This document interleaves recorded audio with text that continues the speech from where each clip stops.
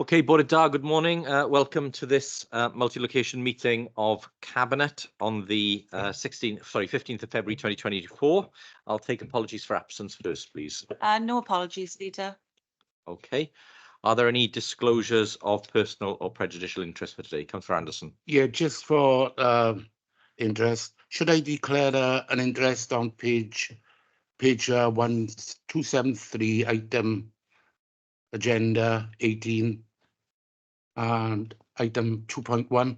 It refers to Town Hill, which have 4 houses have been picked for. No, that's fine. It's okay, is it? No interest to declare there. Good. Okay, thank you. Are there any other interests? Councillor Smith. Item 16, I'm a member of the LA Governor Appointments Panel and I've got dispensation to speak but not vote. Okay, thank you very much. Are there any others? If not, we'll move to the minutes of the previous meeting. They're on pages 1 to 5 of the agenda. I've not been notified of any amendments. Therefore, we're happy to agree them as a true record. Okay, thank you very much. Those are agreed. Announcements of Leader of the Council. No formal announcements from me this morning, but I'm sure we've got a full agenda to get through. So we'll go next to public question time, and I will take the questions in the order in which they were received. And the first question we have is from Mr. Alex Thraves, who's representing the Swansea Socialist Party and Swansea Trades Council. So, Mr. Thraves, over to you. Morning, comrades. As you might be aware, we've lobbied Swansea Council for the last 14 years, and we witnessed around £130 million worth of cuts in that period. And I think the strategy has been with the council of kicking the can down the road year after year, and I think we are reaching a cliff edge. Now, I could have selected any department to highlight the impact of the council's continuous cuts over the years, but my question today relates to education because of the imminent crisis facing Swansea schools. Now, the council claims that education and social services are top priority, yet the cuts envisaged this year include over £12 million in education and over £6 million in social services. I think these ongoing cuts will inevitably impact further on the services of our overstretched and demoralised professional staff that they can provide. And the school budget forum response, I think, to the budget proposals, for example, are a devastating indication of the crisis facing Swansea schools. The response highlights that Swansea schools do not fare well financially. Swansea's budget expenditure per pupil last year fell to its lowest level, 21st out of 22 local authorities. Swansea schools will be financially falling off a cliff edge in 2025-26 due to school reserves being fully exhausted this year. And that leads to the immediate impact of that scenario will include, and the document quotes, not enough money to deliver statutory education services, fewer staff, and schools operating in an unsafe environment. So my question is, at the end, how does the council intend tackling this education crisis, this imminent education crisis in the immediate period? Yeah, thank you for that question, Mr. Thraves. If I could ask you to turn your mic off just to avoid any interference. I would agree with you were that to be an accurate reflection of the papers. I do appreciate that the way in which council agenda papers and certainly the financial papers can be misread or misinterpreted. What you have focused on there is a partial picture of the school's estate, but not the true reflection of the investment we intend to make. There are ins and outs throughout the documents on the papers, but the reality is that the position in Swansea this year, if Cabinet approve this today, will see an increase in funding of £16.9 million to schools, nearly 4 times what we received from national government. And that is possible due to the fact that we are drawing from some specific reserves and adding additional monies into schools in Swansea. That equates to an above inflation rise of 6.4% for our schools, and means that we are therefore providing one of the highest increases to schools and education anywhere in Wales. Outside of that, I know you referenced other services, including social services. Social services, again, will receive a very, very high increase in terms of an 8.9 uplift in their funding this year, more than twice the rate of inflation, and we'll take that service to a record funding of £171 million. Schools, returning to them for the first time, will receive over £200 million in funding. Now, one of the parts I do agree with you, Mr. Thraves, is around the point. I'll just pause for a moment because we've got members of the public entering the room.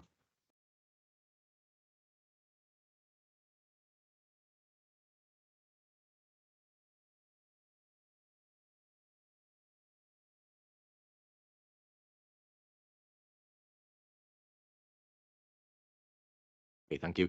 Yeah, I was saying schools over £200 million for the first time. One of the areas I would agree with you is that there isn't enough money in the system, and that's clear on the basis that when we look at the autumn budget statement from the UK government, a mere £305 million was provided to Wales over a 2-year period. That meant that the Welsh government allocated around £160 million to local government in Wales.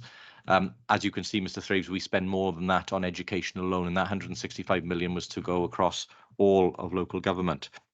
You also referenced last year's position in terms of where Swansea is in terms of funding for its schools. That is a distorted figure, and one that both Mr. Smith and myself have challenged across a number of forums, because it is not a fair comparator. What we chose to do last year was to provide a £15 million energy fund across a number of departments, including schools, which ensured that our schools received energy help directly with their energy bills. As we know, a number of our services, including education, were being hit by the energy spike that has dogged many homes across the UK. So that number does not include the energy help and other support that we provided to schools, which is why, therefore, it looks disproportionately low compared to others.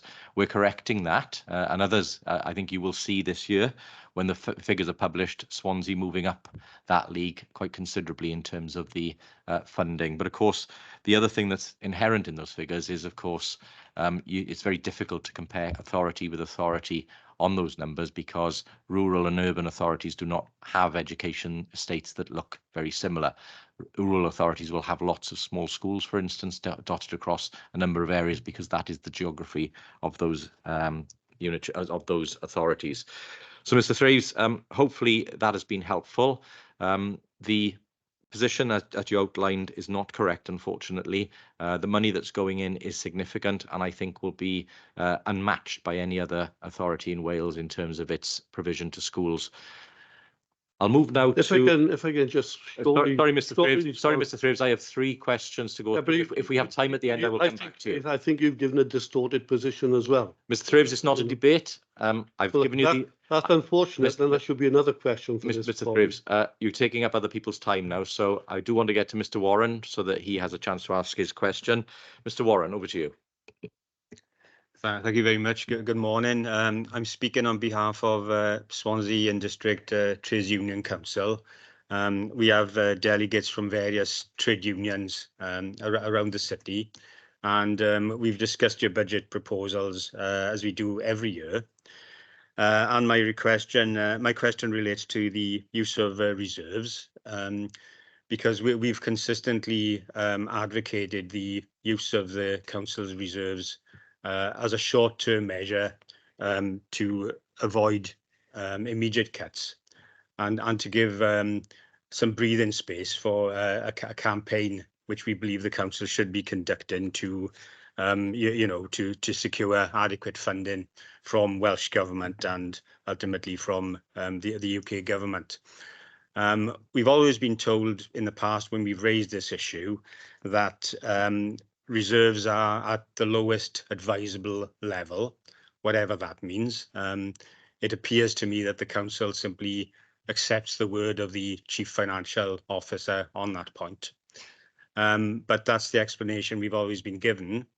And yet in this year's documentation, we read that £9 million has been set aside to partially offset the effect of the cuts, although I see that, almost £25 million worth of cuts still remains on the table, even with that addition of £9 million.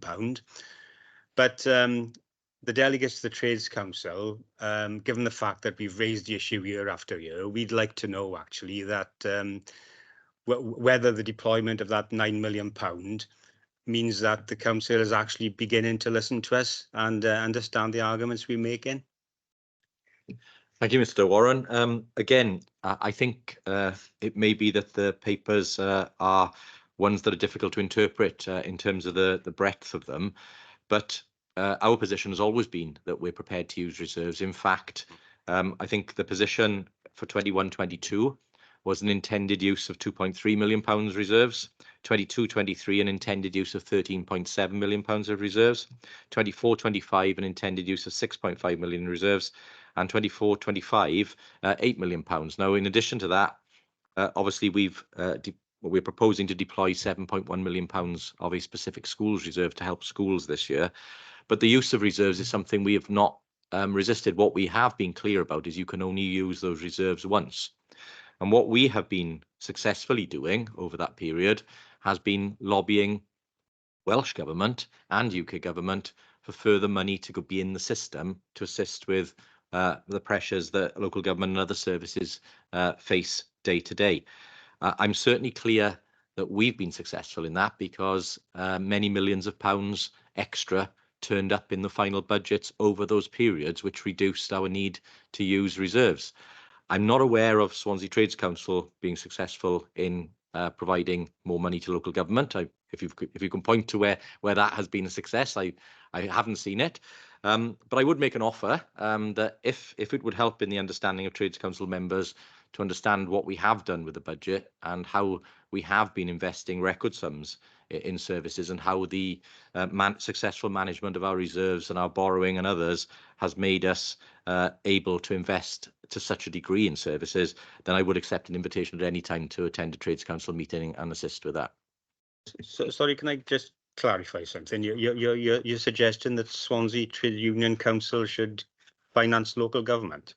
Is that what you've said? No, Mr. Warren, a clarification for you. I think you began your statement by saying you've had a campaign for many years, which you think the council should have in terms of getting more money for local government. I'm saying we have successfully lobbied and we have been successful in receiving additional funds from Welsh Government. The point I was making is I see no benefit yet from your campaign unless I've missed it. So again, I welcome you campaigning along with members of local government for more money in local government. All I'm saying is we've been successful in that campaign. I've not yet seen any benefits from the campaign you say you've been running. Okay, I believe we've got a third question which hasn't been submitted in writing, but we've got a couple of minutes left. And I believe the question comes from Mrs. Linda Thraves. Mrs. Thraves, if you can press the red button on the panel in front of you, the mic will come on. Morning all, and I'm Linda Thraves, and I'm here representing the Socialist Party, which we'd like to raise a question in relation to the public consultation. The annual public consultation process prior to the final council budget meeting has literally become an ineffective tick box exercise. The consultation requests just a tick box in indicating which services should be cut or what services should be saved, as long as residents pay increased charges.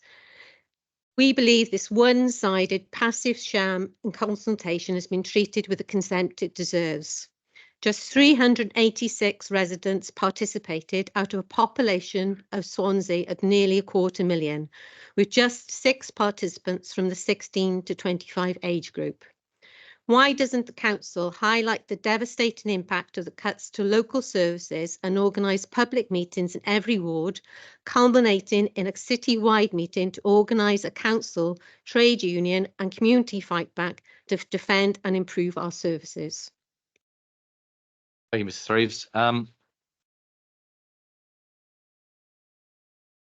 the council does. The council continues to lobby at every opportunity, at every level of government. And it's a point I've made at previous meetings, which is we absolutely, I don't think, have any disagreement with the principles of what you're laying out there, which is we want to see more money being provided by the UK government to Wales, and for Wales to spend more of that money in local government. That is exactly our position.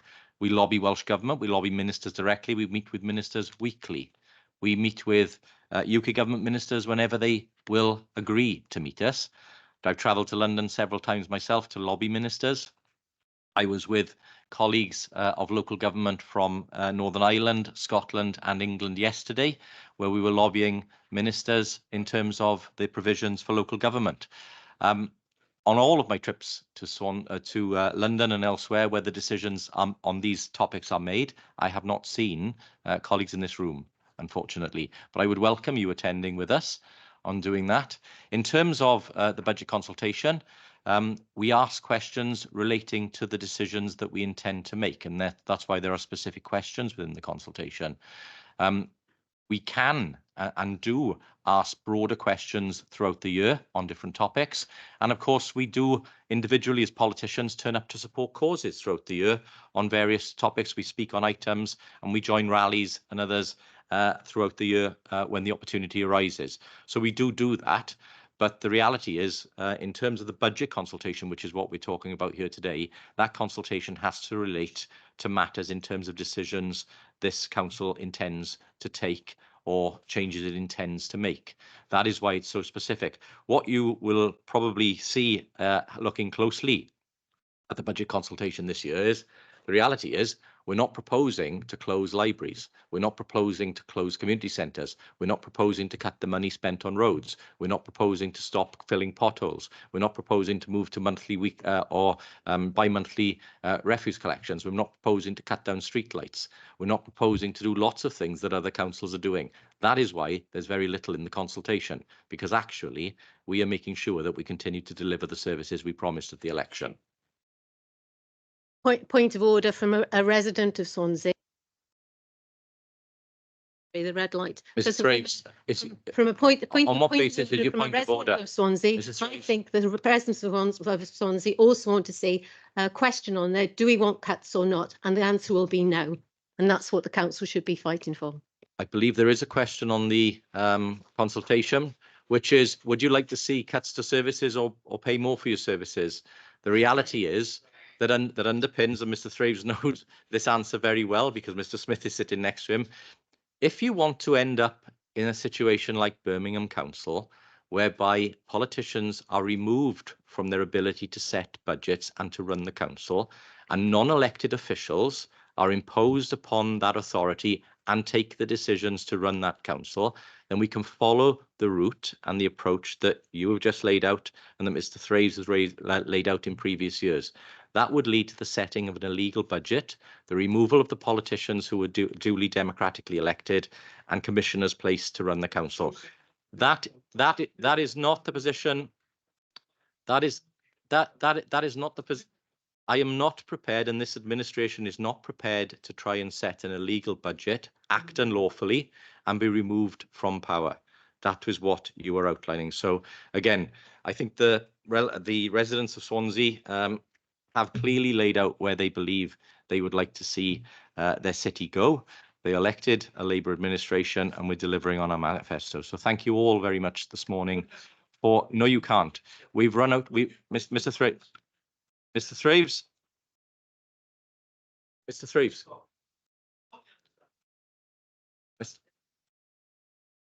Mr. Thraves. Mr. Thraves. Mr. Thraves, as I've explained to you, there is £50 million being invested in the budget this year, not £25 million of money being taken out. There is a net increase in the budget this year. Mr. Thraves, I'm not. Mr. Thraves, Mr. Thraves, I'm going to adjourn the meeting if you carry on. I will ask security to remove you from the meeting.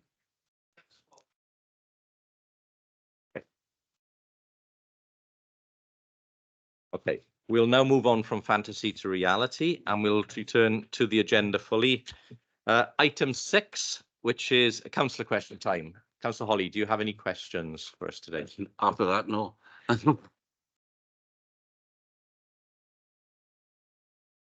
Sorry, we'll move then to pre-decision scrutiny feedback on the budget reports. Councillor Holly.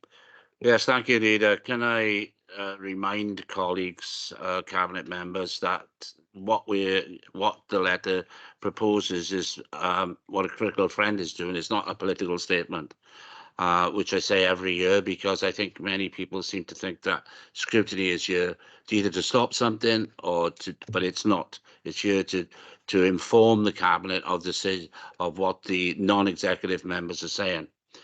And I think I won't intend to read right through the letter, but I think it's really important that we outline several of the things that in the start of the letter. Production and mitigating factors relating to the medium-term financial plan, the potential changes and uncertainty. I think this is something which, again, after last year's budget, the proposals were changed at the very last minute, but by the Welsh Government. And on top of that, we had proposals changed at the cabinet meeting, at the council meeting. I think all of us understand that may not follow up the standing orders of this council, and I think that is something I've got to remind you about. Service pressures, investment, staff changes in the revenue budget. Again, we've heard that there are going to be some cuts in the central services as well as other services, but are due to pressures within the budget and the fact that inflation is such that it is maybe a high headline inflation of 4%, but the actual inflation, when you go down to the schools and social, especially in social services, inflation is considerably more. Everybody understands that, and we also understand the fact that, you know, after today's announcement that the country is going into recession once again. We understand the position that the council now feels itself in. The clarification regarding the council tax uplift, I think that speaks for itself, but that will happen at council meetings. The schools reserves appointments of funding pressures to schools. I think this is something which, as the scrutiny board for education were very, very concerned about, and that is the level of reserves and how those reserves are likely to be depleted over the next couple of years. I think the other thing that came up was the fire service levy, which over the last 2 years has gone up considerably, but and the comments made by yourselves and others with regards of how the levy is attached, and maybe there should be a process by which it's taken out of local government and attached to a similar funding system as the police. The use of underspend on capital charges, we understand that has not gone back into revenue, but it does actually go back into the equalisation reserve. Overall, the challenges, we recognise the current challenges, the circumstances, the impact and the costs cannot be hidden away from. And the way in which the budget is being proposed, we understand what that is likely to be. The future announcements have already covered. Public consultation, we are interested in knowing what content the comments of the public consultation was. And we would like assurances that all the comments made by the public consultation are made public and put on the website. Corporate joint committees, we think there is a comment with regards to corporate joint committees. There is an increase. We understand that. You were good enough at our meeting to explain why that the reserves are going to be used on certain projects that need planning consent, and to do planning consent you need to spend money, and that money is in reserves, but we did highlight that. The school building programme, you highlighted the fact that there was a great concern over that, but we were assured that that's going ahead. But saying that, there's a commitment from the Welsh Government of 300 million over a number of years.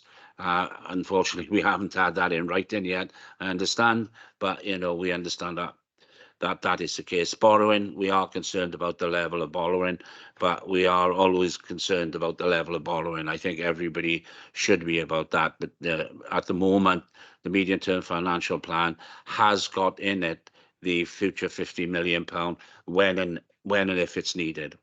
Social housing, we queried whether the increase in social charges is necessary, but and the sheltered housing rents going up. We understand we have had a good explanation from the cabinet member, and we thank for that, but we are concerned about it.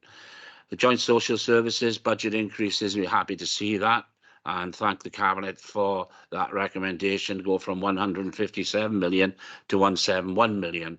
This is a very positive 9% increase.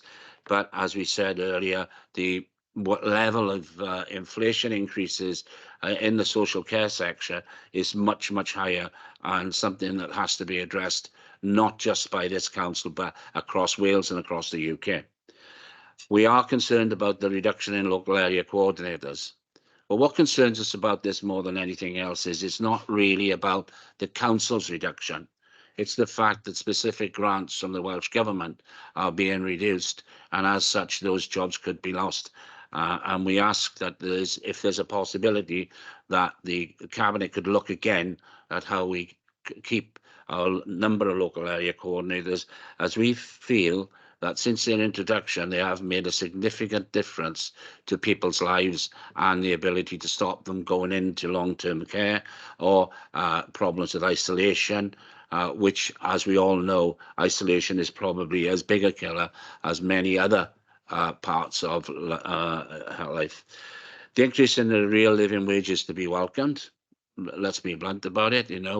We have caring assistants who have effectively had very low wages, and we are grateful for the fact that we are increasing that. The use of reserves in social services was a matter of concern because nobody realised that social services had reserves.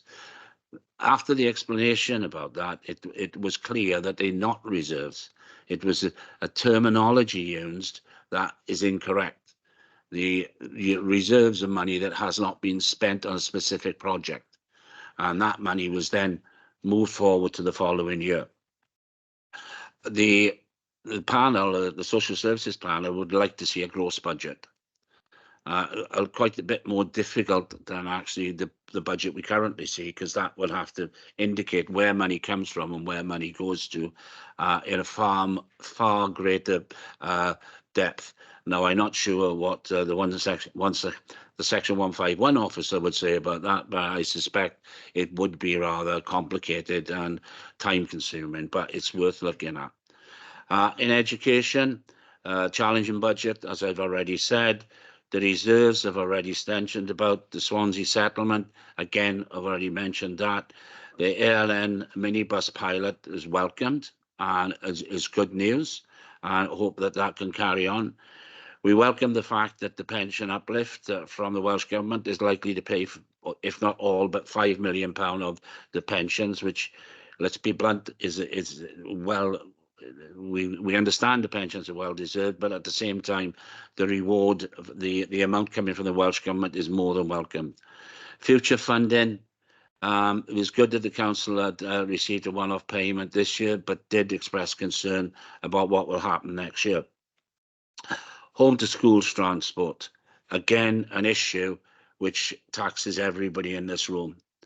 Home to school transport, and with the additional costs of fuel and the wage increases of the people that actually drive buses or taxis, we feel that is one thing that we now need to scrutiny to investigate how that we can keep a cap on that costs. ALN savings, again, this is an in-county provision, something that I think the I think the scrutiny board would like to look at, but felt is incredibly important that the ALN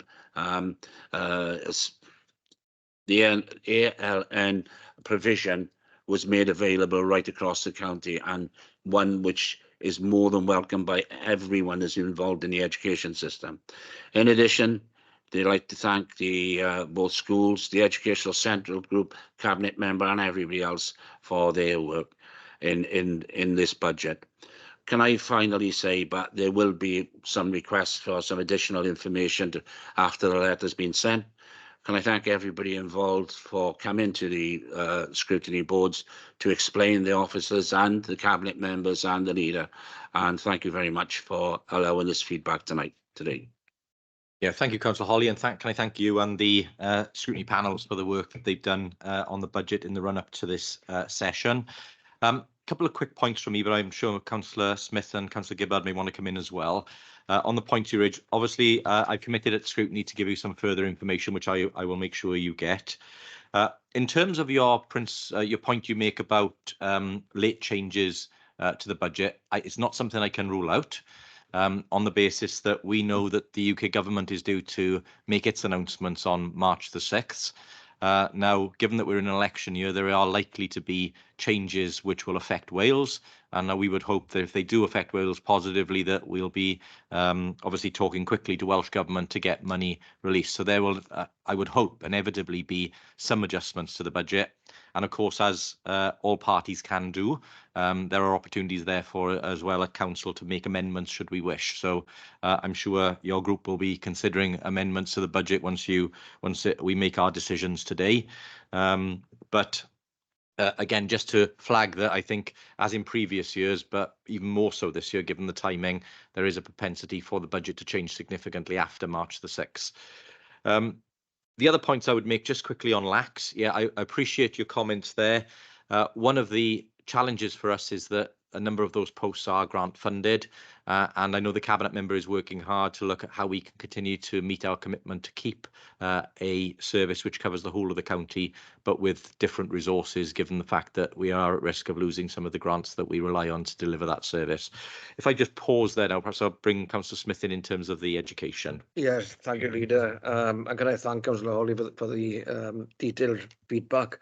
There are a number of issues that you brought up. I'll highlight one or two here. The issue of home to school transport, yes, that's an area where officers have been working alongside councillors to come to grips with some of the issues there. And I think we've come up with some promising developments there, but I think there's a lot more work to do. We're tied to the school contracts, we're tied to the cost of providers and so on. And I think the more we can do in-house, the more we can do using making better use of the existing resources, the better there. Similarly, with ALN provision, you'll be aware there's an STF review of special teaching facilities. There's also proposals in relation to a new special school, and I think all of that is going to enable us to make better provision locally and meet more of those demands in Swansea, which is what we want to do.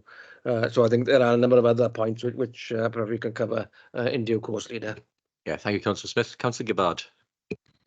Thank you. Yeah, thank you, Councillor Holly, for your comments. I really welcomed the discussion at the panel earlier this week. I think really grateful that you recognised the uplift that we have given to social services, how we've prioritised that, and you know, and you're welcoming the increase in the real living wage commitments and things like that.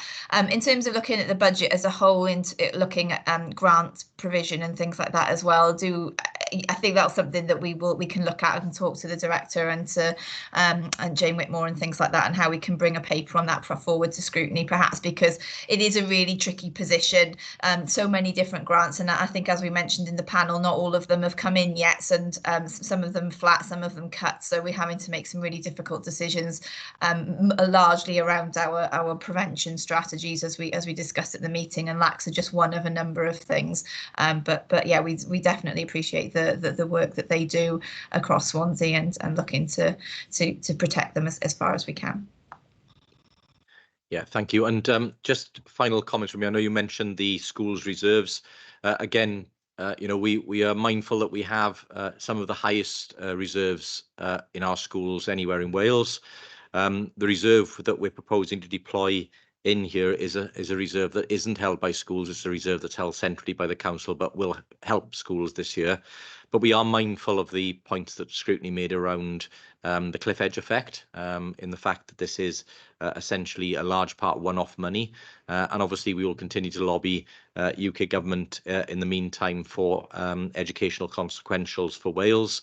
But also where the opportunity arises, we will seek to try and replenish the school's IT reserve, which is being deployed this year, so that by the time it's needed in, I think, 31 to 32 or whatever, that reserve is fully replenished. So again, taking note of what scrutiny have said on that matter.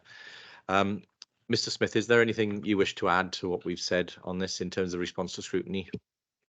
So the only one, Chair, that I would like to comment on, and I do recognise the previous comments about trying to gross up for specific grants. It's been touched upon by Councillor Gibbard in terms of the lateness of some specific grants.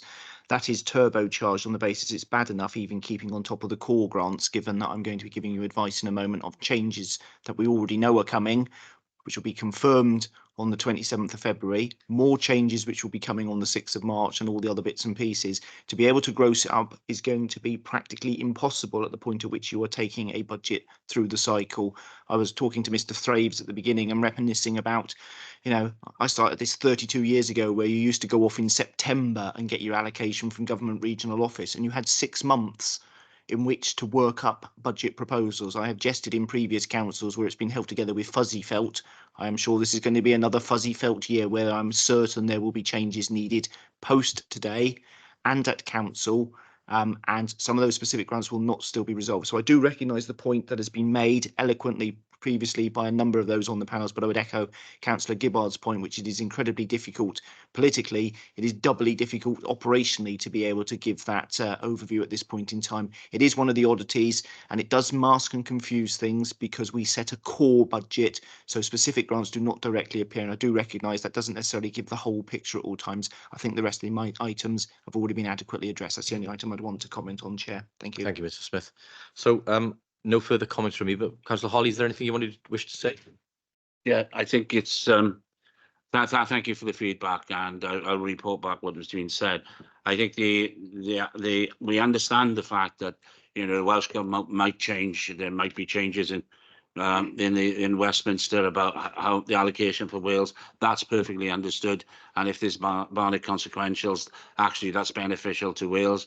That's good news. I think it would be nice if the scrutiny boards could be given some sort of notice prior to any council meeting of what those likely to be. But apart from that, thank you very much for all your feedback.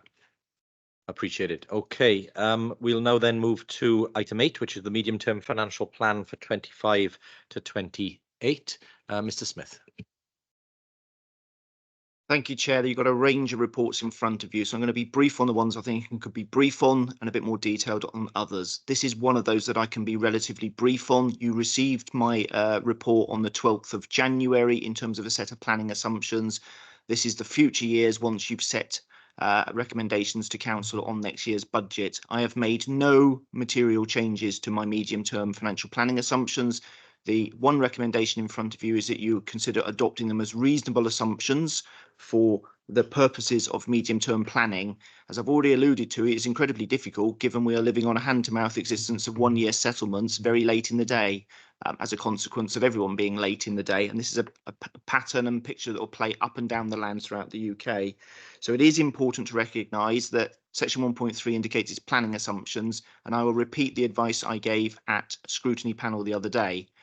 On the basis of the national projections around spending plans by UK government and the likely consequential flow to Wales, I could have made these planning assumptions 10 times worse.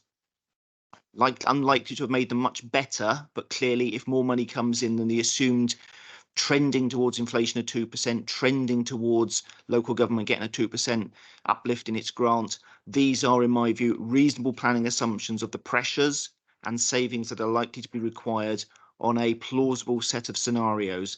Other treasurers have taken a dimmer view and have said, no, on the basis of national figures, it's naught or minus money. I don't think anyone's been any more positive than me. I think there is a danger that you can be self-defeatist, and that was one of the reasons why I gave advice in council that it is not the end of days. These are undoubtedly incredibly challenging times, and we are working with very, very little money in the system, but I believe they are credible proposals for you to consider.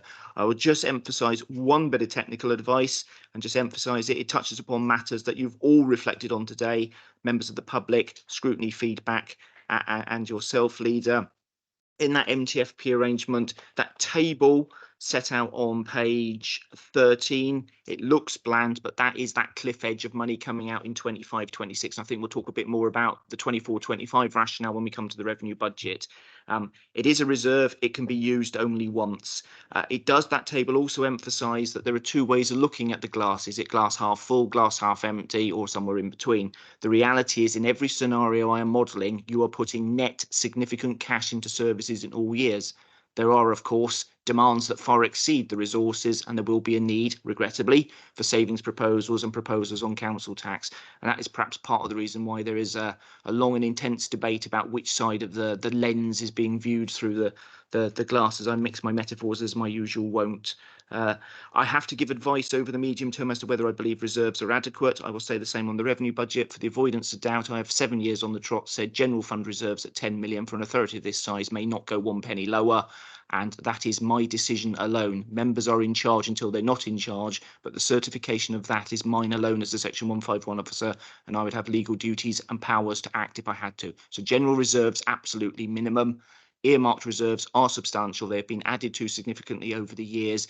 And as you've indicated in previous comments, Leader, you are taking through council a number of years of use of those reserves with risks, but also trying to protect services. So there is nothing that I need to give in terms of further technical advice on this report. Thank you. Thank you, Mr. Smith. That is very clear advice and very helpful clarification as well in terms of the different types of reserves and how we're deploying reserves prudently. I've got very little to add to this report other than to remind members that it is a best guess report of what the future could look like. But of course, it's very, very difficult for Mr. Smith and his team.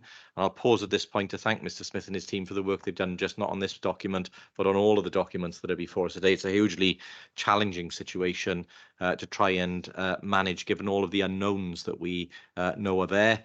But we are seeing in the next few months a new First Minister come to Wales. We'll see a new government being elected following a general election. We don't know the makeup of either of those or what the outcomes would be. And we don't know then what strategic decisions or policy decisions either of those governments will make. So it makes trying to forecast what local government will look like over the next few years extremely difficult indeed. So as Mr. Smith alluded to, it is a best guess of what the future could look like with a plan to address it, both good and bad, if that comes to pass. So with that, I will move the recommendation on page 6. And could I look for a seconder, please? Happy to second. Thank you, Councillor Lewis. Are there any councillors who wish to comment? If not, then we'll go to the vote, and it's physical voting only today, please, if that's okay. So all those in favour, if you could show. Thank you very much. That is carried. We'll move now then to the revenue budget for 24-25, and again I'll go to Mr. Smith first for his technical advice. Thank you, Chair. This is one I will spend a little bit more time on for reasons that will become apparent. Not only is it where the main focus is normally anyway, there are late changes and adjustments. I did drop a note round to all members because literally within 2 hours of publishing our draft budget proposals, Welsh Government, helpfully in one sense, unhelpfully for me in terms of building a budget set of papers, gave update on some further sums that are coming, and I think it is appropriate I give you advice on that today. And if you're able to move to a position to give a steer to council, that would be useful in terms of putting on public record your intentions as early as you can. I will go on to indicate that I'm also aware in discussions with Welsh Government officials there are likely to be further technical adjustments made on the 27th of February. That is important because that will be after the date at which we've published our council papers. and we are likely to see a very, very busy fuzzy felt experience on the 6th of March with UK government, Welsh Government, Senedd, business on their own proposals and our own, and it could get very, very crowded. It's something we've been used to in recent years, but I'll go through in a bit more on that in due course. So you have 3 sets of recommendations before you, and I think I will pause eventually after I've given you some canter through advice that you may well wish to consider changing recommendation 1 given the late breaking updates we've had from Welsh Government. The broad principles are the same, and again, I've made no significant changes to the proposals in terms of the combined report that came on the 12th of January, but I will draw your attention to some changes that you have already considered and put forward in the budget papers, because there have been some movements. So I would emphasise the bit in bold 1.6 on page 52, which goes to the number much of the debate earlier on in public questions. There isn't enough money in the system, so the reality is I present papers as what is needed versus what's available, and for the unequivocal avoidance of doubt, net cash goes in significantly, but there are, yes, items shown as costs, cuts, efficiencies, whatever you badge it, coming out. But overall, there is more than £50 million going in, and regrettably, £25 million or so having to come out to get to a net.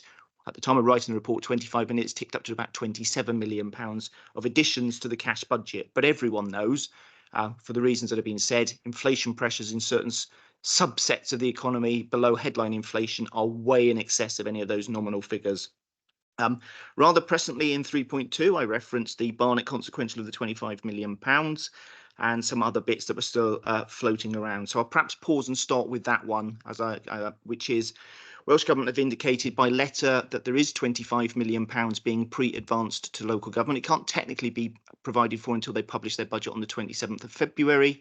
That £25 million covers 2 things. It is a reinstatement in full of a previous proposed reduction in social care workforce development grant. So that one will not feature in our budget papers because, for the reasons I've said, we only budget for core funded services. Specific grants provide additional spending power on the net budget. So that one will flow unequivocally through to social care without any issue. The covering letter indicates £25 million. So that's £14.4 million residually left available to be distributed through aggregate external finance, the revenue support grant. That is not hypothecated. So although the letter indicates from ministers that it is in recognition of the pressures, particularly in social care and schools, you will need to reflect on decisions you've already taken between January and February about prioritising education and schools, because you've had to make other difficult policy choices in the meantime. So it is for you to decide what to spend that money on. I will not have a sum certain until the 27th of February.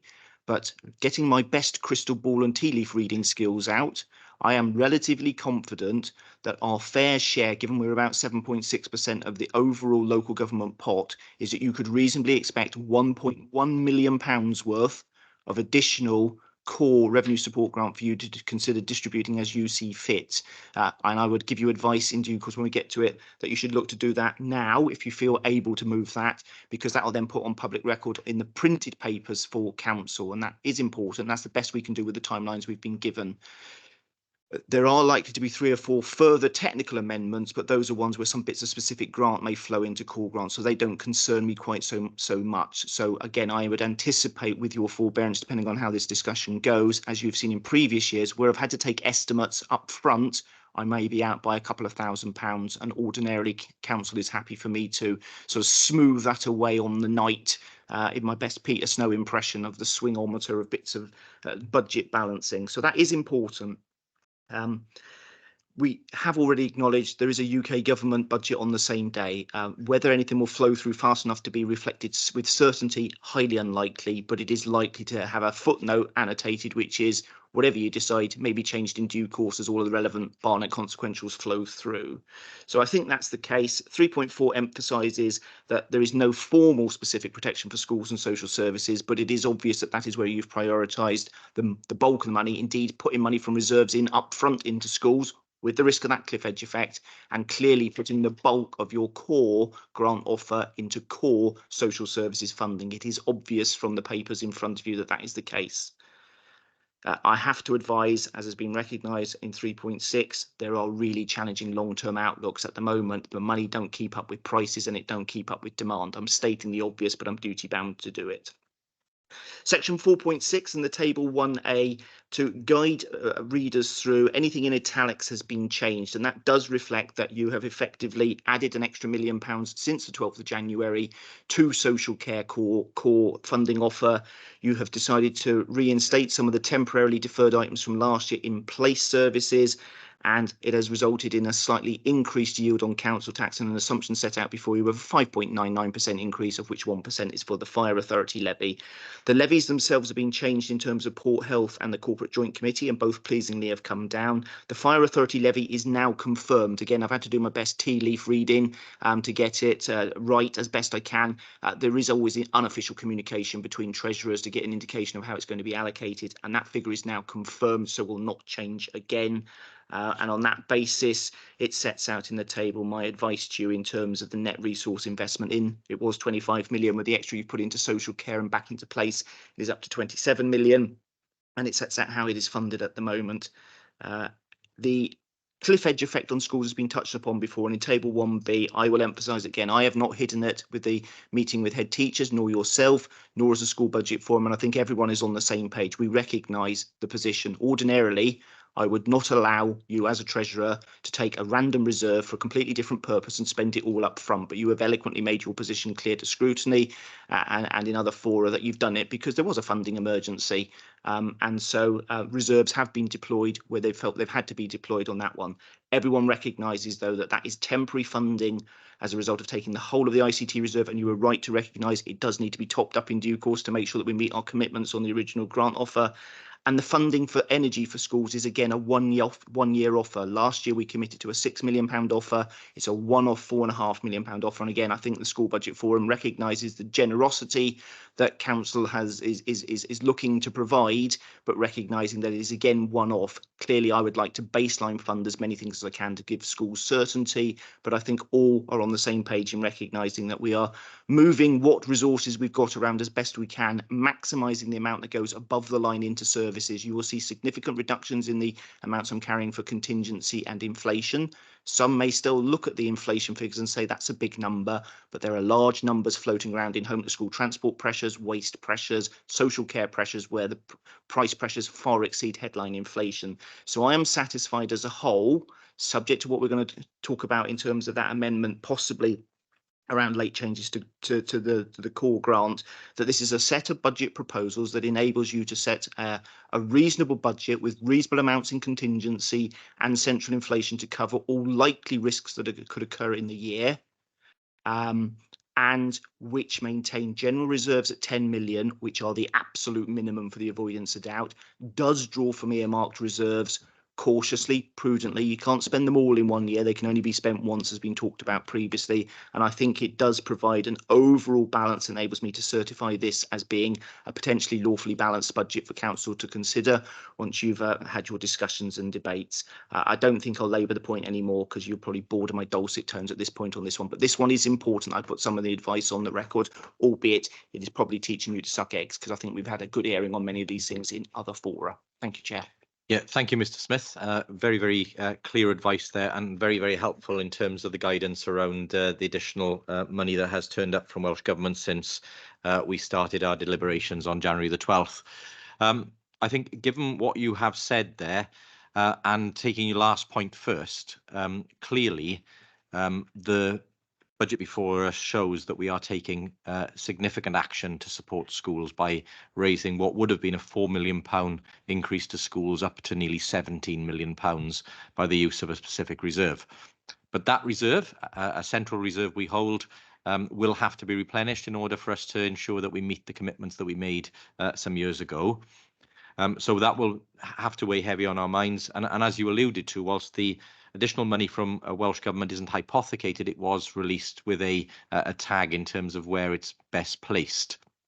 So in that respect, given that we have around £1.1 million available to us as additional money, I would ask Cabinet to support that we, given that we have already, as Mr. Smith has laid out, provided in our January deliberations additional monies to schools in lieu of what we thought we would need to do, given that there was not money from Welsh Government, and the fact that there is money that has already been put in, as Councillor Gibbard has said, to meet that additional £1 million commitment to social care, then I would propose that we move 400,000 to help us support the extended bus free travel offers, because we know that our communities continue to suffer from the cost of living crisis. And we know that thousands of people, I think of 700,000 journeys were taken this year by families across Swansea, where they were able to travel on buses that they would otherwise been unable to afford. So again, in part of our cost of living poverty initiative, I would propose, Mr. Smith, that we move 400,000 into that, and that we look to see for further opportunities over the coming weeks to extend that offer further, so that we can replicate it on the same basis as this year. And then, taking your advice, given that we have an obligation to restore some of that, or to start to restore some of that reserve, that the remainder of that sum is then added back into schools for assistance with the school-specific ICT reserve. That, if we do it that way, if Cabinet are happy, that would maintain the record investment in schools, leaving them at over £201 million, with an additional £16.9 million of cash, an uplift of 6.4%. It would retain the £171 million we proposed for social care, with an increase of 8.9%, more than twice the level of inflation. It would allow us to also honour all of the other commitments laid out in the revenue budget report that you have before us, which includes, as I said earlier, avoiding the need to move to monthly black bag collections, the need to close any libraries, the need to close any leisure centres, the need to reduce lighting in communities, the need to reduce other services in our communities. And it also means that we can then continue with the additional £25 million worth of investment that Mr. Smith alluded to in his technical advice. So, Mr. Smith, if that is helpful, in terms of the proposal, in terms of an amendment to deploy that £1.1 million additional income that we believe we will receive from Welsh Government, as I've outlined.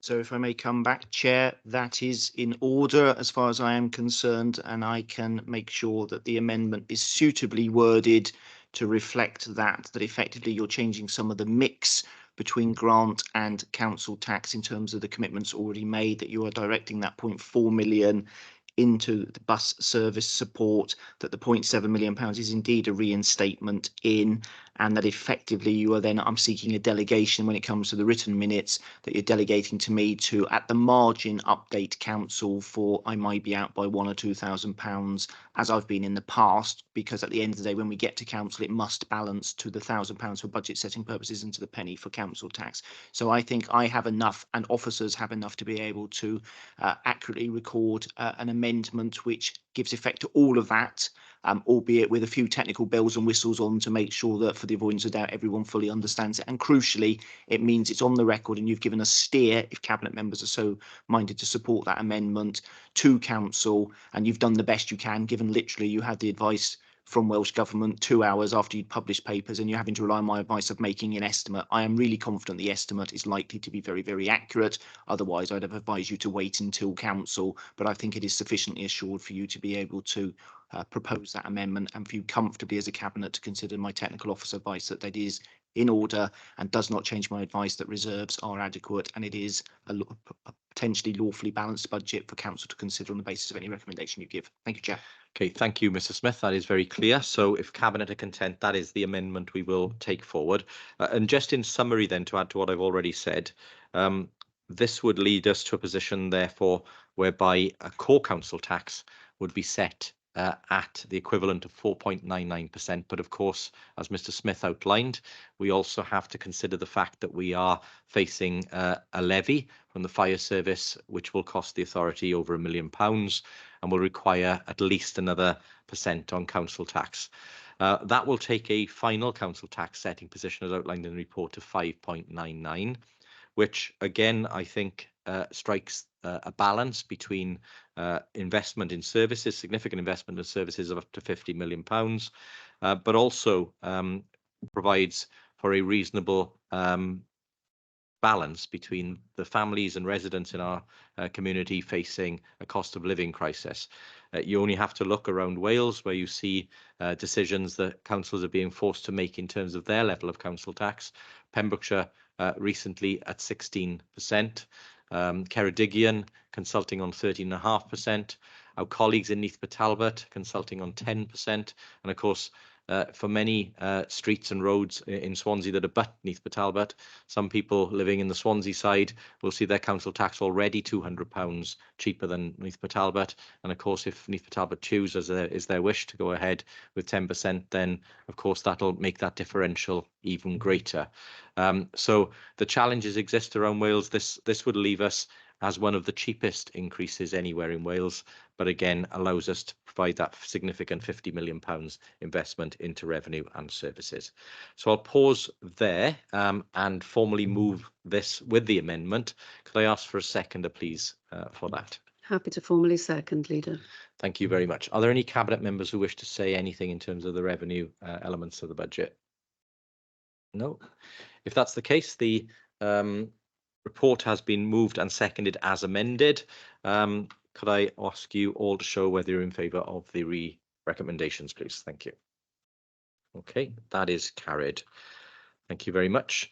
We'll move now then to the capital budget and programme for 23-24 to 28-29. And again, I'll go to Mr. Smith for technical advice.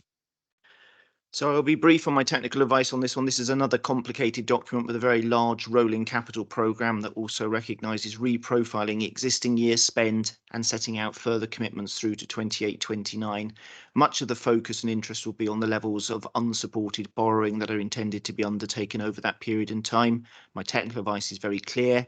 It is entirely consistent with the current capital programme, with that availability of up to £50 million worth of additional external support, unsupported borrowing to be done at the time and manner of my choosing on your behalf, and added to that also the funding for the Mumblesea defences, which are already being constructed and again are partly funded through revenue support grant.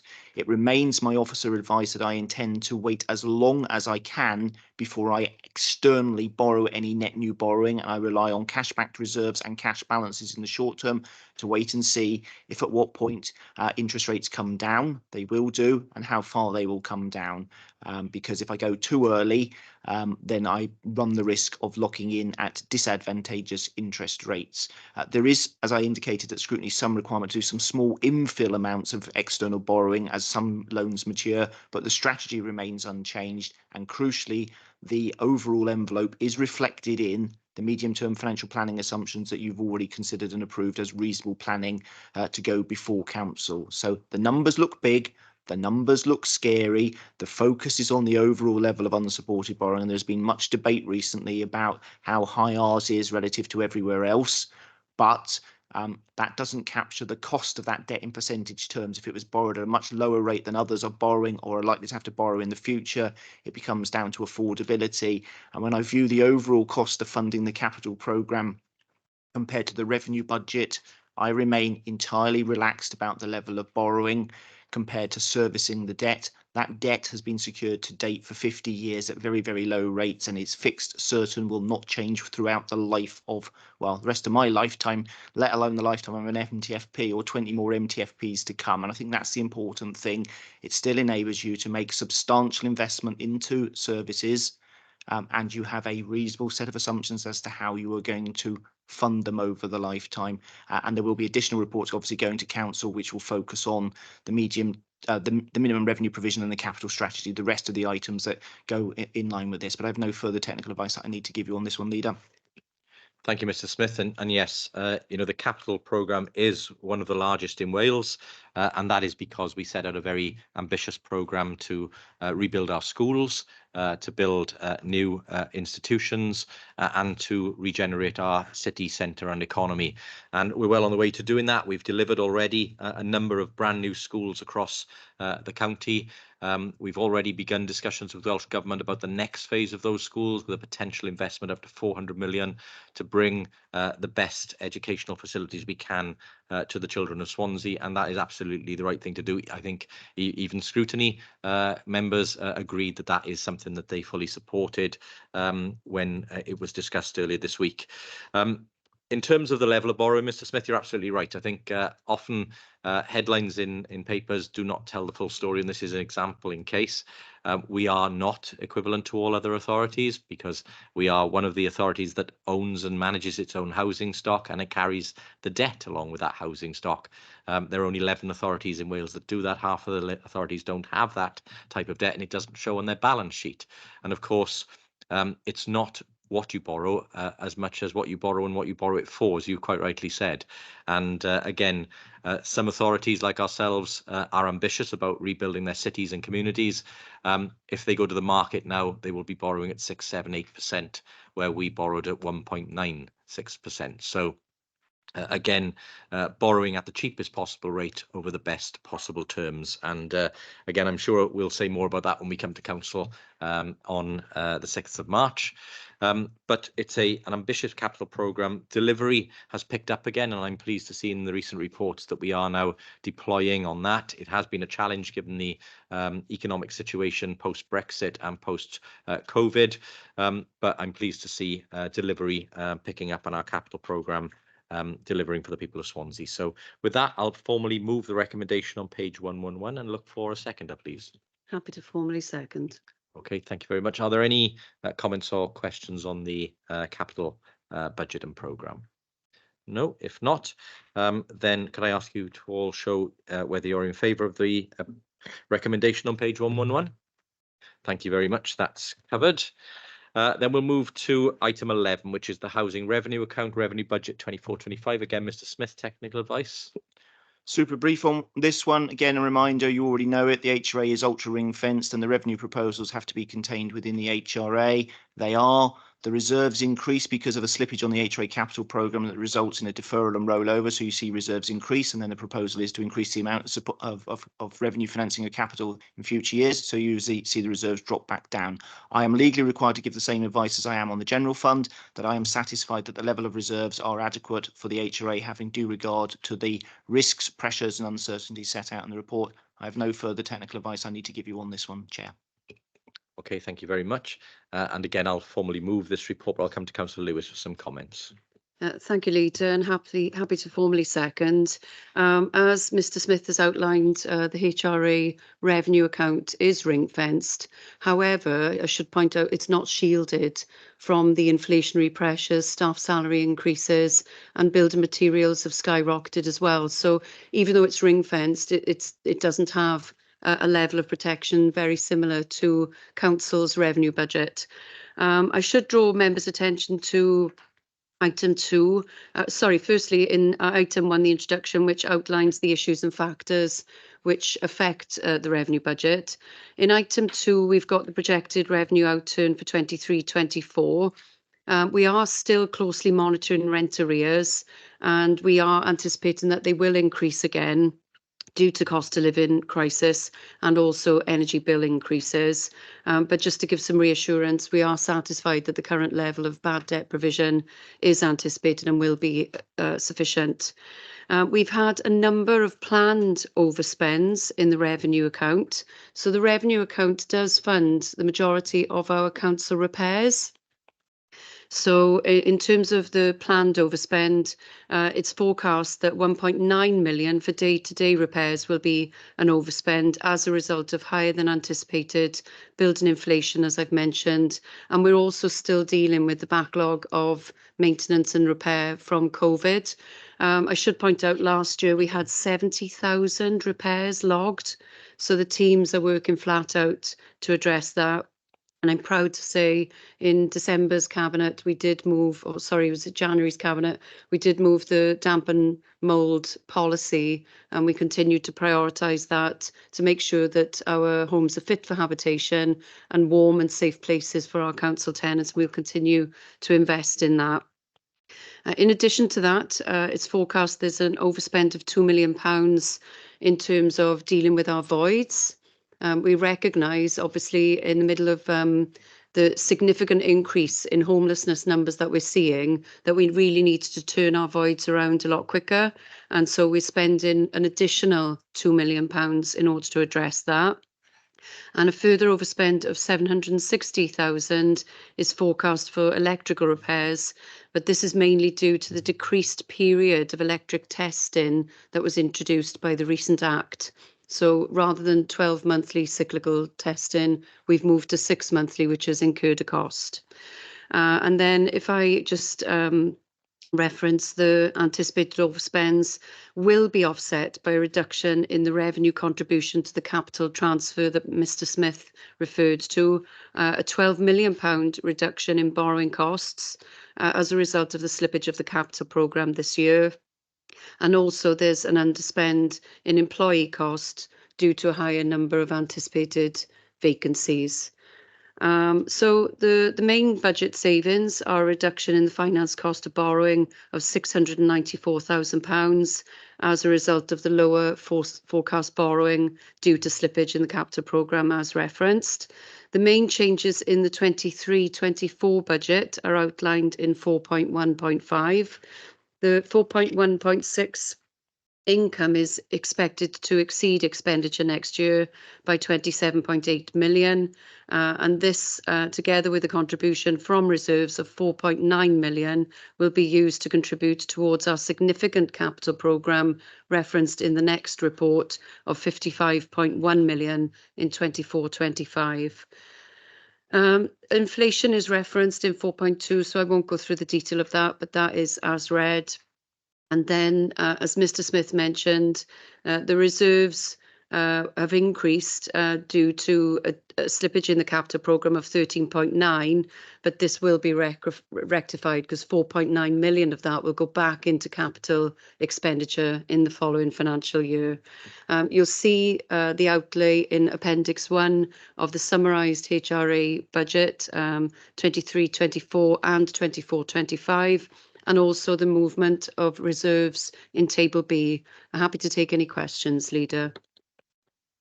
Okay, thank you, Councillor Lewis. And as you alluded to there, the rents that's been included in 3.26%, those are ring-fenced to improvements in the capital programme for tenants. And again, you know, for contextualising that, 70% of our tenants pay nothing at all. They're paid directly by the Treasury. And then the 30% that do pay obviously pay part or all of that amount. But even then, we remain the cheapest option for our tenants in terms of rented accommodation and one of the lowest rents in Wales. So again, you know, doing as much as we can with the lightest burden for our tenants. Okay, are there any other comments or questions from Cabinet members? If not, the report has been moved and seconded. Could I ask you all to show if you're in favour of the recommendations on page 134, please? Thank you very much. And again, item 12, then we'll move on to the Housing Revenue Account Capital Budget Programme. Mr. Smith, any technical advice first, please? Super brief on this one. I draw your attention to page 154, which sets out the overall capital programme, which over the lifetime set out in this paper indicates over £250 million worth of HRA spend. Again, for the avoidance of doubt, that HRA capital is fully financed by the HRA, as you can see clearly in there, and as Councillor Lewis has alluded to, and I have as well, a very substantial part of the revenue budget is used to directly revenue finance capital or to service debt. You will see there is further unsupported borrowing in there, but as you rightly pointed out in your previous comments, Leader, comparisons with other authorities are somewhat misleading because we do have a very large housing stock and one of only 11 with an HRA, and when you've got £250 million worth of capital spend and another significant amount of borrowing to come on top, but funded from within the HRA, yes, you will see sizable sums compared to others on our borrowing balance sheet. But the key will be when I time it on your behalf to get the rates as cheap as we can. But I don't think there's anything else I need to give in technical advice, and I'll defer to Councillor Lewis once again.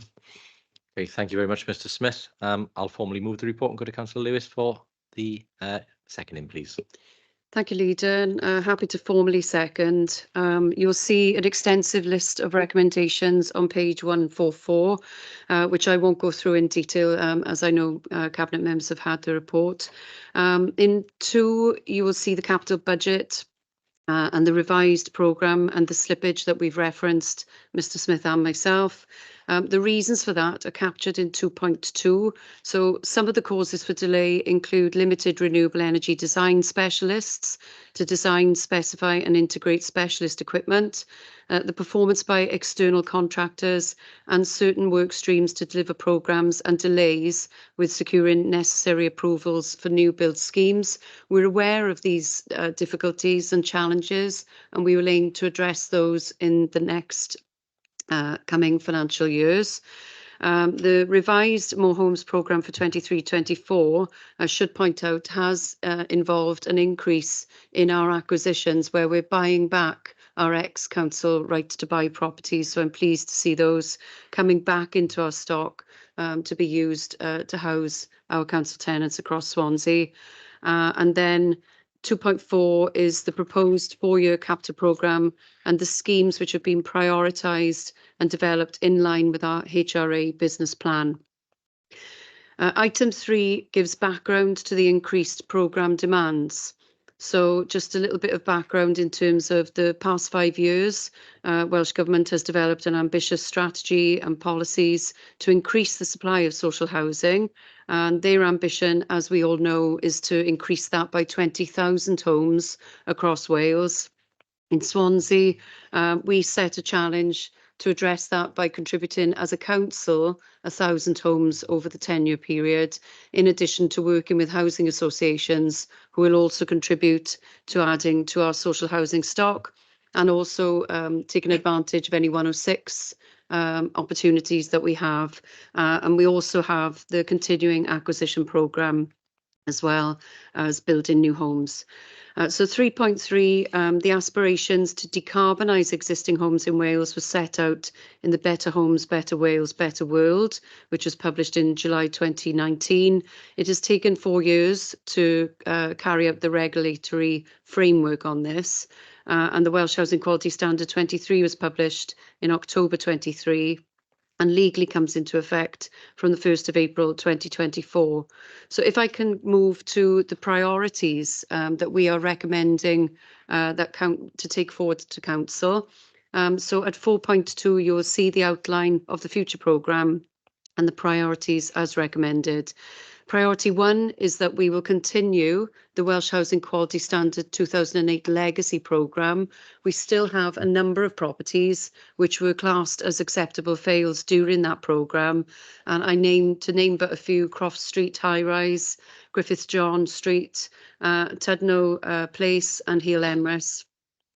To name but a few. So we will continue that programme and honour the commitments that we've made to those council tenants to bring those properties up to the Welsh Housing Quality Standard for their benefit. Priority 2 is to maintain the condition and compliance of Welsh Housing Quality Standard.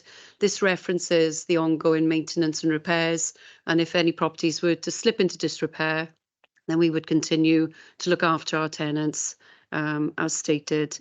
Priority 3 is to maintain the More Homes programme. We will continue to build new homes, and in addition to that, we will try to address the significant homelessness that we're seeing along with other local authorities across Wales. And in addition to that More Homes programme, we are looking to make the Swansea Standard as efficient as we possibly can, and to make sure that our money goes as far as it can in terms of building new homes. Priority 4 comes with a caveat.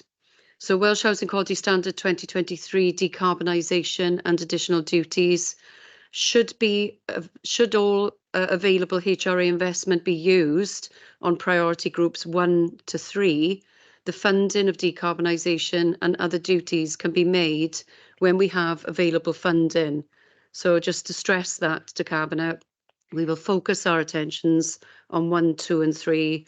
And if we have any surplus funding, we will concentrate on priority 4. If we don't, we will be looking to seek further funding from Welsh Government.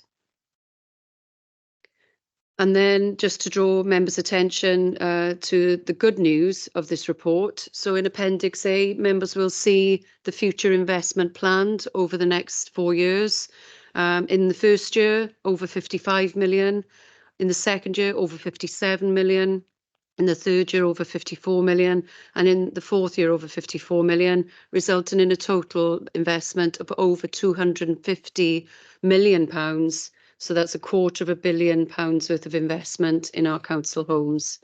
And I won't labour the Appendix A where this will be financed from. It's from various grants, it's from rents, and it's from the reserves that we have as well. And Appendix B outlines the areas for concentrated investment in that. So I second the recommendations on page 144, and again, happy to take any questions, Leader. Yeah, thank you, Councillor Lewis. And again, significant sums going in next year and the following years, 55 billion next year, rising to 250 million, £250 million by the end of the period. So a hugely important investment in our housing stock. Councillor Francis Davis. Yeah, I'd like to thank Councillor Lewis for the amount of work she's put into this report. £55 million, not an insignificant sum that's going into it. As landlords, we are the landlord of choice by the tenants of Swansea. You know, they voted to put their faith in the council to look after their housing stock. It's such a shame that so much of that housing stock had to be sold off by previous governments. And now, in a housing crisis throughout the United Kingdom, it's such a shame that we couldn't be getting more money to provide that much needed housing. And that as the landlord of choice, I'm sure people are looking to us to provide more if only we had the finances. You know, maintaining our stock is important to us, and I would agree with Councillor Lewis, the priorities, the one to three, and if we can get into the fourth, we can get more money, that's great. But I'd like to thank Councillor Lewis, as I said previously, and the officers for the work they're putting into this. I know it's not just the work that you're putting on in Swansea, but as the spokesperson for the WLGA on a national basis in Wales. I think that it's not going unnoticed how the estates are bringing the housing stock up to standard at a pace. But the people out there looking towards us, working along with registered social landlords to get more social homes and more council homes wherever possible. And I just hope that central government makes more funds available so that we can provide more homes in the future.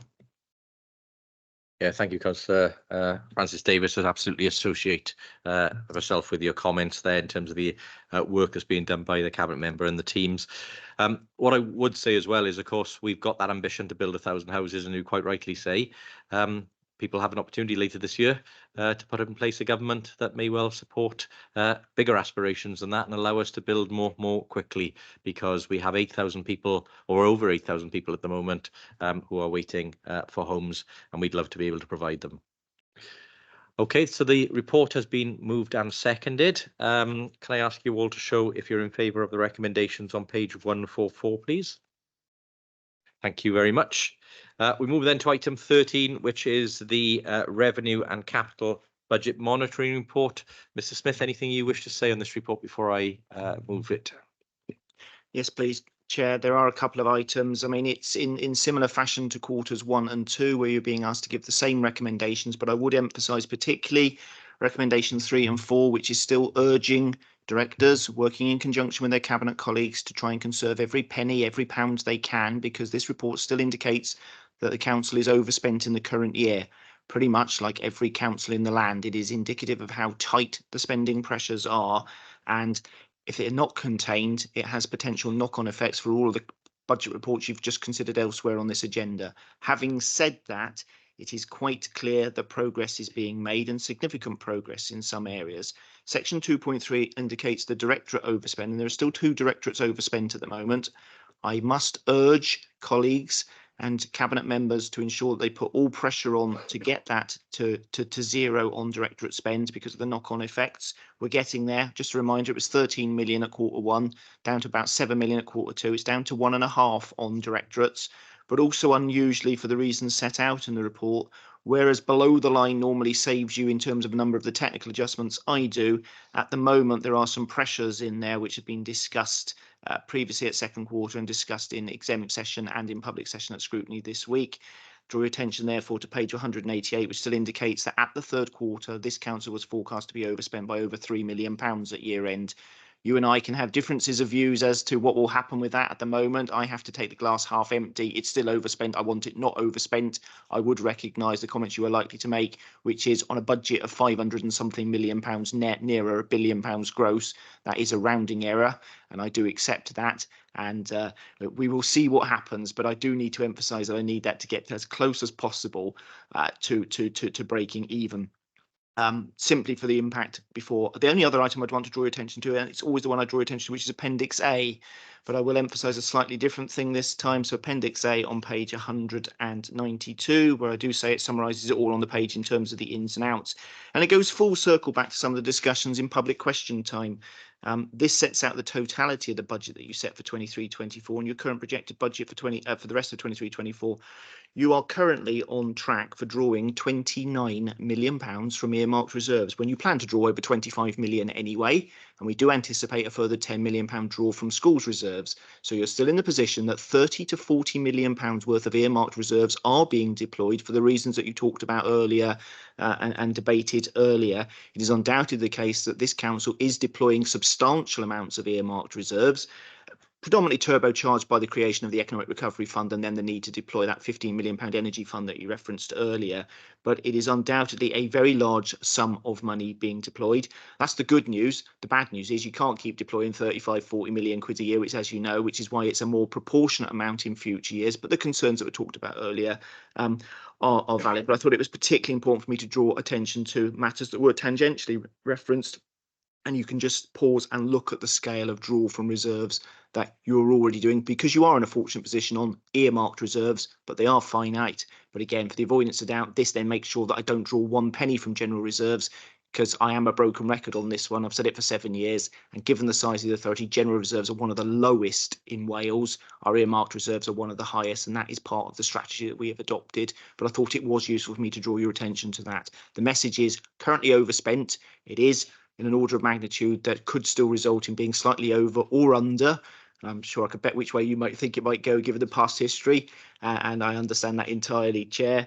And it's not a surprise. Councils are under the cosh. You find me one that isn't reported as being under pressure, and it is of an order of magnitude that leaves me discomforted in one sense, but it is down to an order of magnitude that will have an implication if it's not balanced for next year, but not so large as to fundamentally disrupt the budget discussions, which is why some colleague authorities are having to consider some very, very significant gaps to fill, and therefore some relatively eye-watering council tax increases that I would never want this authority to have to face. And that's the reason why I emphasise the importance, as I'm sure you will all continue to do, of living within your individual directorate means, and just making sure that sensible decisions are taken to conserve spend, but equally recognising that that mustn't result in accidental consequences of services accidentally closing temporarily because we run out of bodies or people or money. It's a difficult balance. I think you've got the balance about right at the moment, and the trajectory is right, but I cannot underemphasise or overemphasise how important it is you do live within your means. You would expect me to say no, nothing other than that. Thank you, Chair.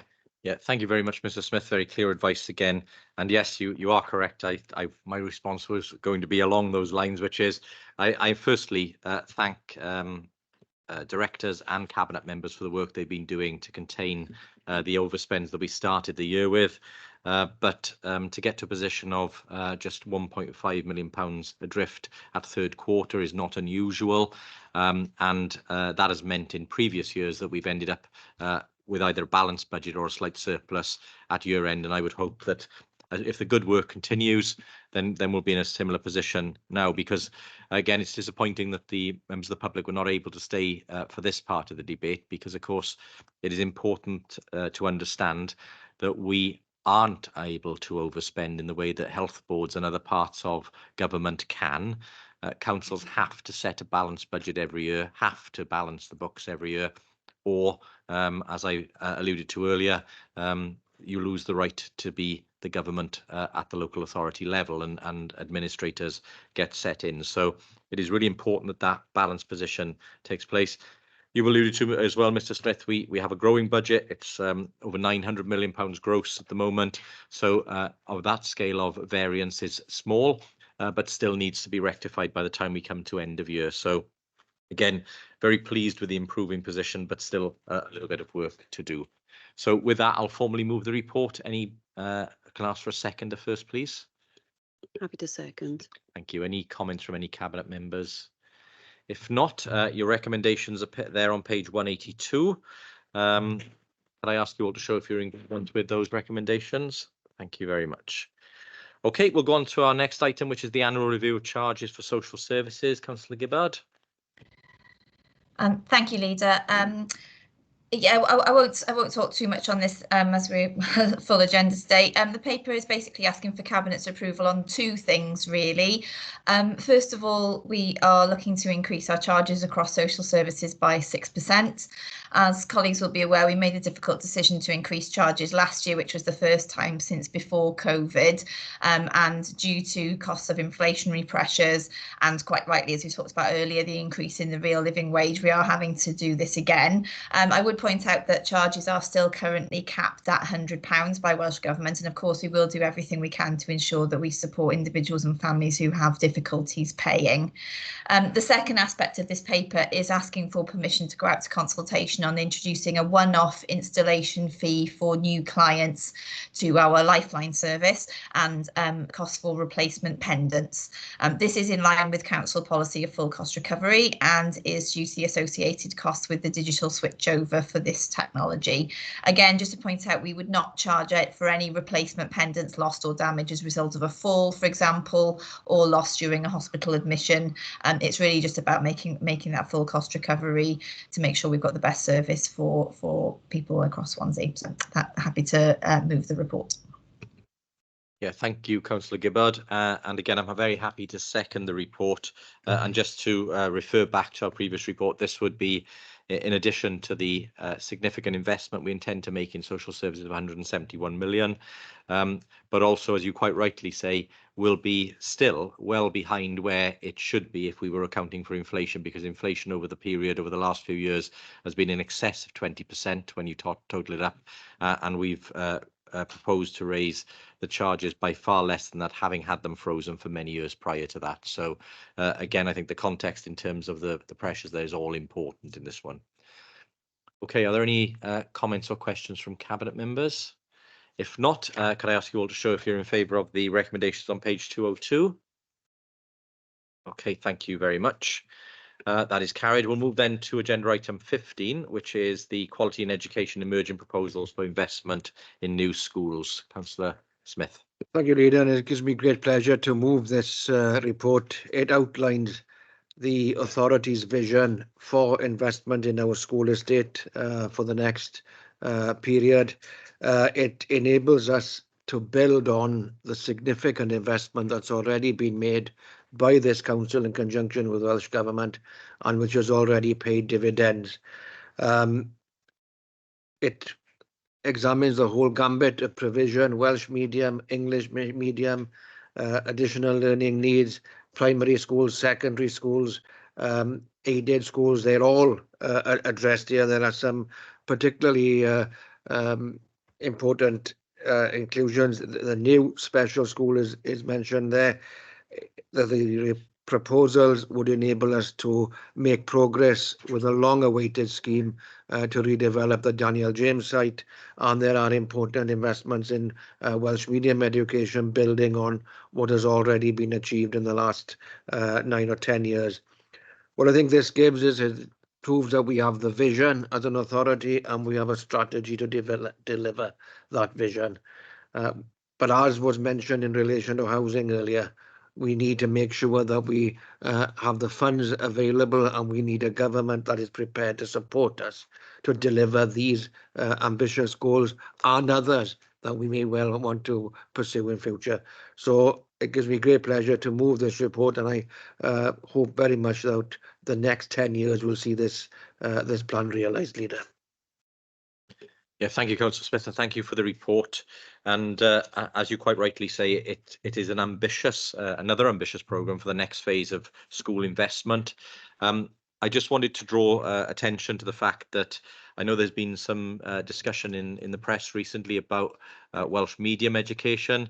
And again, I just wanted to commend the work that you have been doing, Councillor Smith, to push for investment in Welsh medium schools.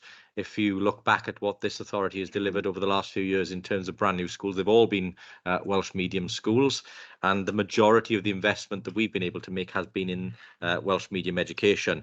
Of course, we cannot do that solely all the time, and there needs to be investment in English medium primary as well as in the voluntary religious schools and aided sector schools. So again, I think the ambitions that are laid out here are absolutely right, but it means that we have to be equitable in the provision of new facilities for all learners, not just those that are lucky enough to have a Welsh medium school in their catchment area. So absolutely wanted to draw that attention, because I think the way it had been described in the press, you would think that we hadn't delivered any Welsh medium schools, when in fact the majority of the schools we've delivered have been Welsh medium ones. So again, I just wanted to draw that point out.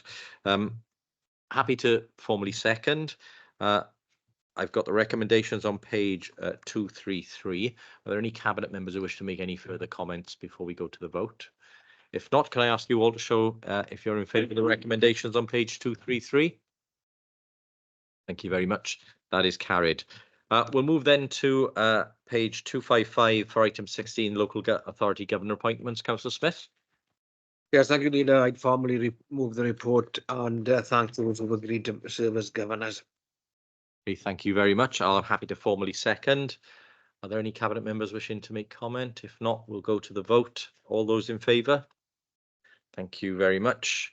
That is carried. And then on item 17, the contract award report for local bus services. Councillor Stevens. Thank you, leaders. So the report outlines our recent tenders to local bus services and represents more than £4 million investment into these services for 2024 and a commitment for 5 years totaling over £21 million. As you're aware, every year we subsidise some socially necessary routes, and these are key routes to our communities, but are deemed non-commercial by private operators. They're vital for residents to have access to places like Morrison Hospital or more regular buses in our rural areas or Sunday services. So from this year on, we've actually been able to increase the number of routes we support to help mitigate some of the damage that was done when First Cymru dropped a number of routes they deemed non-commercially viable. It's also actually anticipated, Chair, that there'll be a small surplus of funding that we could also be used to buy back some of the bus services that were either reduced or withdrawn last October, and some of the routes that have attracted the greatest number of complaints for us. Without the continuations of these services, many people will not be able to attend hospital appointments, travel into the city centre for the place of work, or simply be able to visit family and friends. And just to say for what you referenced earlier in terms of the free bus travel, that's certainly music to my ears, and as I'm certainly be music to the ears of many of the residents who rely on the bus service day in, day out as well, the leader. So I just want to put on record my thanks for Barry and our entire transport team for the excellent work they've been doing with the elements of public transport that we can have a say in, and the great work they do on a daily basis on all things transport in Swansea. So without any more, I've got nothing to add. I'll move the report.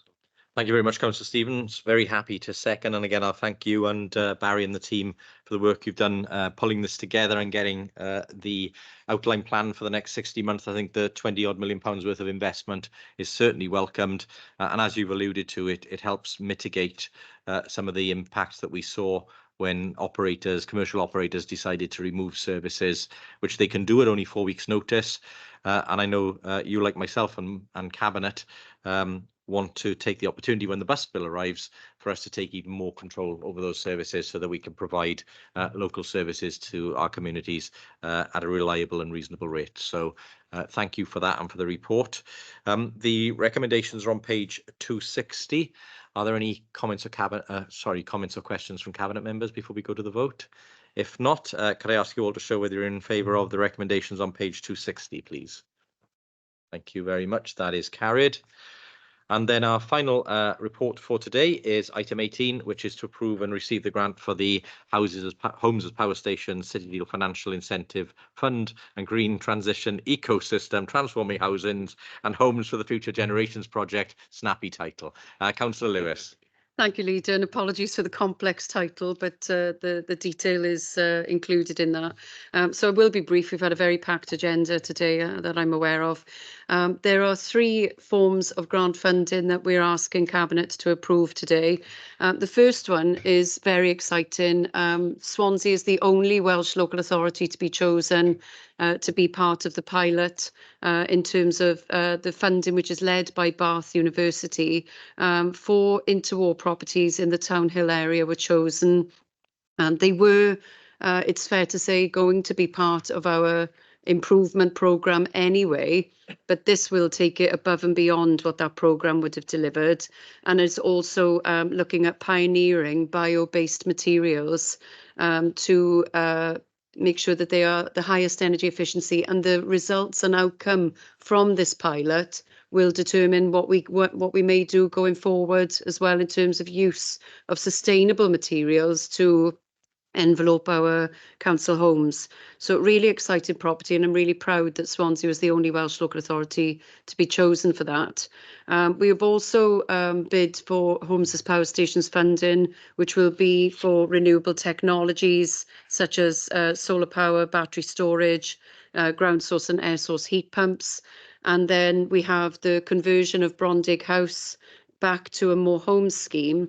But if I could just, in finishing in conclusion, draw members' attention to the table at 4.3, which outlines where the funding is coming from. And particularly, you will see the deficits. And the deficits will both be proposed to be funded from the HRA programme, with the difference being that the Brondig House More Homes new build scheme, the deficit of 2.7 million, we will seek funding from the Welsh Government to make sure that we get 60% of the social housing grant. So that doesn't all come from HRA capital programme. Some of that will come from the social housing grant. So very pleased to propose and move this funding, and looking forward to seeing the outcomes and the impacts, particularly on the scheme at Town Hill.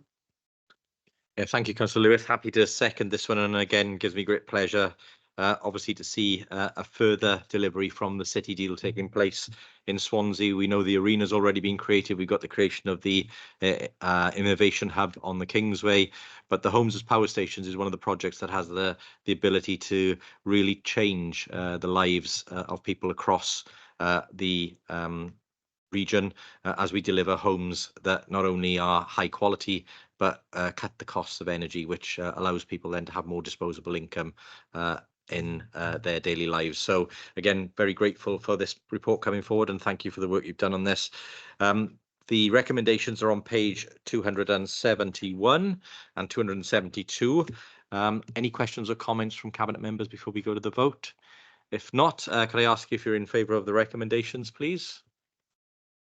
Thank you very much. That is carried, and thank you for your attendance today. It's been a long session, but I declare the meeting closed. Thank you.